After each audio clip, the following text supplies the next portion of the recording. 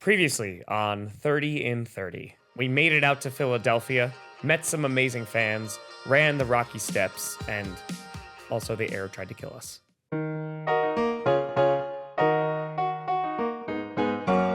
Our day in Baltimore began, well, back in Philadelphia. You see, we had an early appointment with the Ravens, and because of that, we needed to find a way to Baltimore.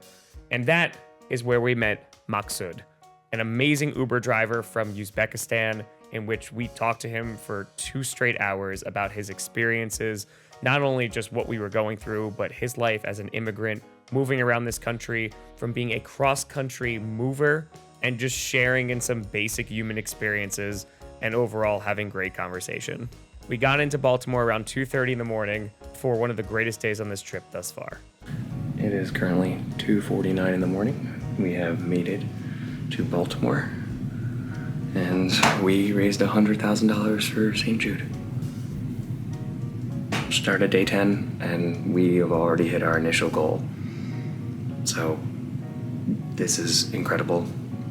Thank you, truly. We still got a long ways to go, and I can't wait to see how high we can get these donation totals for St. Jude. That's what it's about. We met at M&T Bank Stadium. We met up with Ryan and Jesse, 2 phenomenal tour guides. Jesse, it was his first tour he was shadowing. Absolutely crushed it, by the way. And we were off. And the Ravens, well, they rolled out the purple carpet for us. A move that probably took them 60 seconds to do meant the world to me, because the first time in my entire life, I saw my name up in the stadium lights. We in Baltimore. We explored press boxes, suites, and almost everything that this amazing stadium had to offer. And to my complete surprise, this was not an exclusive tour. Yes, this was a tour for Johnny Barks, Engraven, and myself, but this is a tour that they give to everyone, in which you see every single part of this incredible stadium.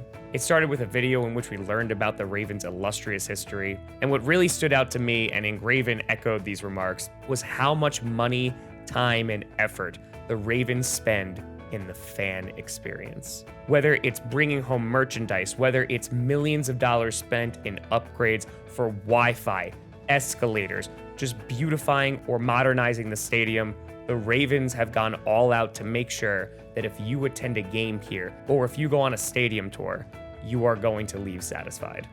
But it didn't stop there, because we were about to enter the locker room. Yes, the locker room in which the Baltimore Ravens get dressed, get ready, and exit before every single game. Personally, I had never been inside a home locker room before.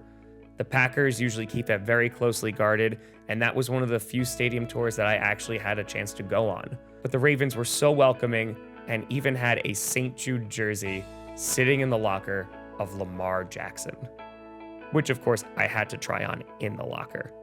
Thank you, Lamar. It's Lamar Jackson's locker room. This is totally normal things we're doing here. Just totally. After that, we went on the 50-yard line to get some incredible views of the stadium, took some pictures, and there was one final stop that Ryan had alluded to throughout this tour. And the only thing he said about it was that it was the laundry room. And now listen, I'm a fan of industrial washers just like anybody else. But what he showed us next was truly history. You see, after the games, away teams, they come into the laundry room, and you can see the history on the walls as legends from the past and present have left their mark here at M&T Bank Stadium. This is the last stop on the stadium tour for everyone who attends, and it truly is a sight to behold. Whether it's seeing autographs like Dan Marino, Tony Romo, Aaron Rodgers, Aaron Donald, and so much more, legends of this game. And it was just amazing to spend a moment in this small room and just to witness the history around us. That's Lamar.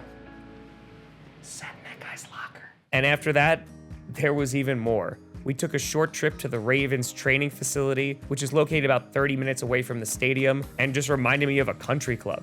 We walked into the doors, and right there waiting for us were 2 Lombardi trophies.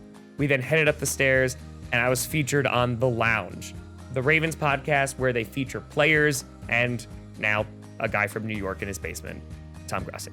It was an incredible start to the day, and Baltimore had already impressed. This team welcomed me with open arms and really just believed in what we were doing, and I was eternally grateful for it. I'm so glad that I got to experience it not only with Johnny Barks, but Engraven, a diehard Ravens fan who was one of the first people I reached out to see if he would want to tag along on this amazing journey. Because at the end of the day, it's about the fans, and who better to experience it but a diehard Ravens fan himself. We see it all over Twitter. We see it on Instagram, like pregame stuff. We see the players walking into the tunnel, and to be able to see and walk through where they walk in when we see the Ravens players coming out and they're hitting that play like a Raven, to be able to hit the same thing that they're hitting. It was a super cool experience, man. Then after maybe falling asleep for 2 hours and oversleeping, it was at that point that I got to speak to Engraven and just sit down and talk with him. I had collaborated with him in the past and just got a feel of what the Ravens were all about, what it meant to him, the city, and how he got his start. My uncle and aunt, they took me to my first Ravens game. And that's when I was kind of into football, but wasn't like all the way into it. But just being there, watching Ray Lewis come out, just seeing this, just how the energy with the Ravens in the stadium, hearing the crowd go crazy and seeing all the fireworks and whatnot, it was just crazy. And I think me having grown up being a big wrestling fan, I think that helped a lot with the sort of the transition from, well, not the transition, but just adding being a football fan to my personality. Engraven is an incredible creator and deserves all the support, so please check him out. His link is going to be in the description. It was an absolute pleasure just to get to know Engraven on a more personal level, and it really just exemplified what this was all about. As we had seen in all these other cities, it came down to the fans, and Engraven was one of the biggest, and I'm so glad that he got to join us. Now again, the air was still trying to kill us, and so because of that, we weren't able to do a first fan event, but instead we're able to support a local business. And after talking to locals about what businesses we could go to, the number one suggestion was Jimmy's Famous Seafood. I put out the tweet that we were gonna meet there at 4 o'clock, and again, not expecting a ton of people, because I was a New Yorker, a Packers fan, a guy in his basement who dresses up sometimes as characters and mostly just talks to himself. But when I got there, I was blown away. Not only were there 60 to 75 people there by the time we were done, but we packed out this famous local spot. And the energy in that room, well, just listen.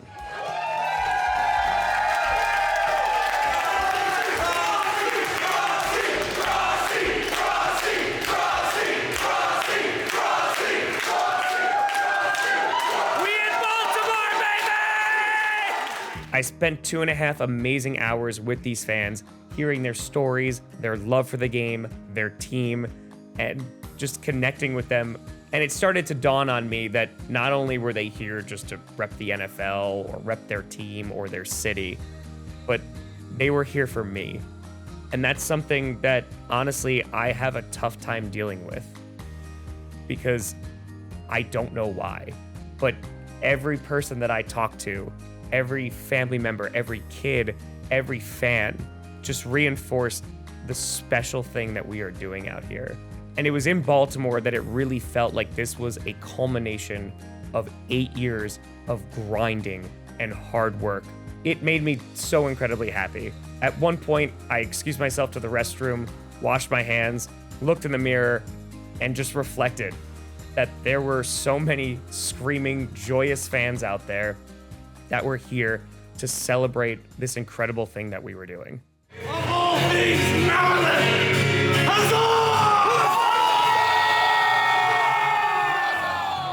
So,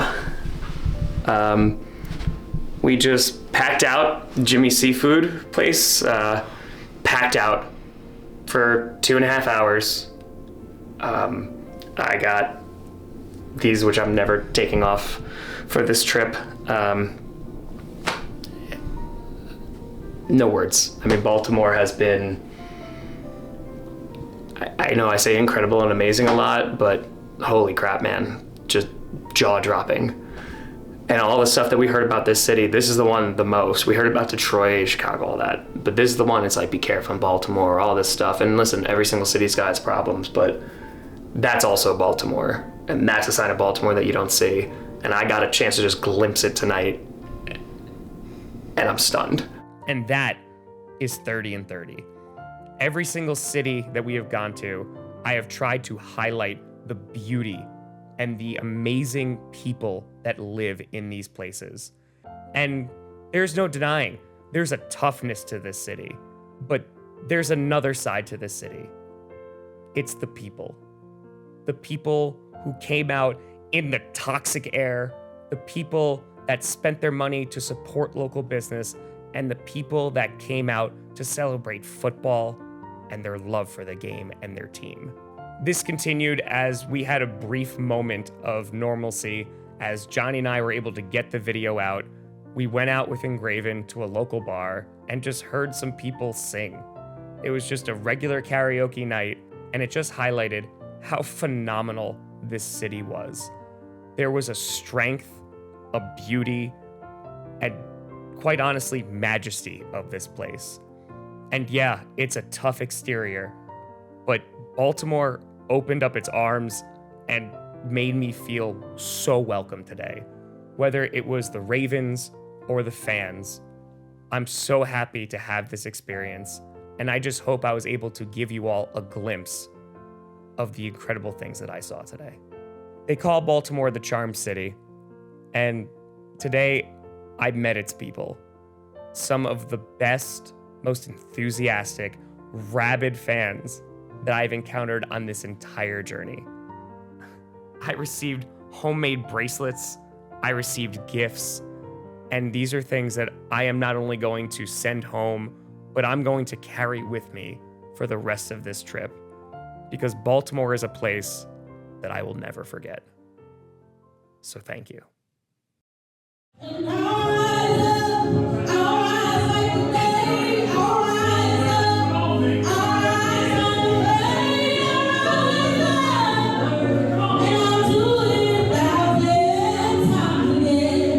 Dude, I worked so hard on this. I've worked so hard for 8 years, like just grinding and just getting stuff out and just loving it and doing it for fans and doing it for charities. And like this just feels like a moment.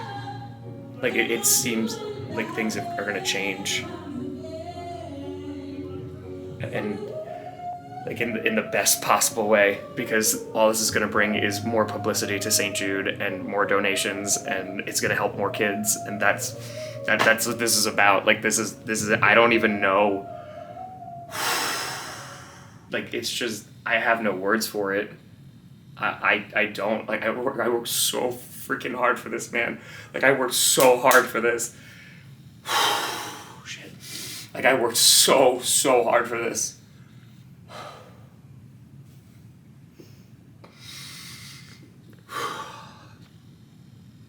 I'm so damn happy, man. What would you say that like the Ravens mean to this city, this area? I would say hope.